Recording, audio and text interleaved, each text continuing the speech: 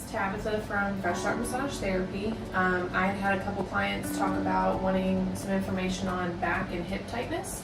So I'm just going to do a video where I show everybody how I work on the glutes and the hip flexors. This is typically something that I do during your massage anyways, but obviously with you being face down, you don't get to see what I'm working on in the back. So I always start with what they call cat paws or kneading, and it's just to kind of get everything in the glutes prepared for work, because a lot of times if you go in too fast, the body is going to tense up and then it's going to fight everything that I'm trying to do. So I have her leg uncovered. I always kind of lift the leg up so that I can get movement in the hip. So we just kind of rock back and forth a little bit first, and that just kind of gets the movement going again so that the body isn't fighting me one side of the hip. And there's a little triangle bone like smack dab down the middle. There's a muscle called your piriformis. A lot of times when that one's tight, it causes a lot of low back pain, and sometimes we'll shoot down the leg. So that's where I always go to first. And then I'll add that same movement because it's going to stretch that muscle, and then it's going to relax that muscle. So throughout the range of motion that that muscle helps with, we're kind of adding that pressure as well. Think of it as doing a stretch without having to do any of the work. You have somebody else doing that work for you. So then after we get a couple side-to-side swipes with that piriformis, then I'll kind of move my arm down a little bit.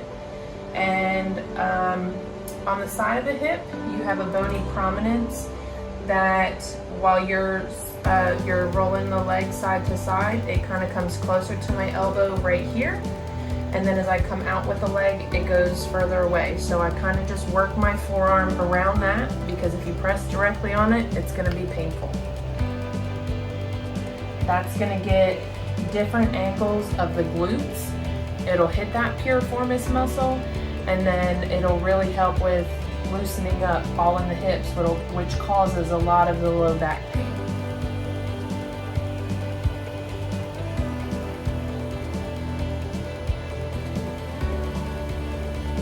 Okay, so then after I kind of work all around the glutes, then I'll do a quad stretch. So while laying face down, I'll kind of stabilize the hip, and I bring the heel towards the butt. And I usually hold this for maybe 5 seconds or so, just kind of get a little light stretch in. We do this one a couple times, and then I work hip flexors that aren't necessarily the quads. Your quads are hip flexors, but not all hip flexors are quads.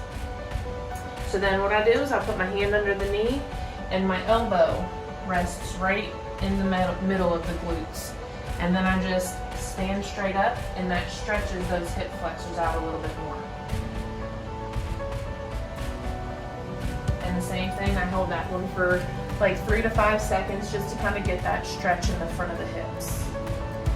So while I'm evening out her hips here, we'll talk about the sciatic nerve. So a lot of times people have either been diagnosed with sciatica, or they just know what sciatic pain feels like based on a Google search. But sometimes it's because that piriformis is tight, which is that first muscle I talked to you about. Now the sciatic pain typically is described as shooting pain down the back of the leg. Typically, if it's true sciatica, it's from narrowing around the nerve, because it's a very big nerve. If there's any narrowing, whether it's muscle or bone, it'll cause irritation to that whole nerve that goes down to the tip of the toes. By loosening up the hips, a lot of times if it's not the true sciatic pain where it's stemming from something that you can't really help a whole lot, like if it has anything to do with bone narrowing, a lot of times stretching out the hips and loosening them up will really help with that pain quite a bit. Also, with the quads being very tight, I have stretched the hip flexors. That's something super important because it pulls on the front of the hips, and it'll cause a lot of low back pain. So it'll cause a lot of troubles in the low back because those hips are being pulled forward and it's straining the low back.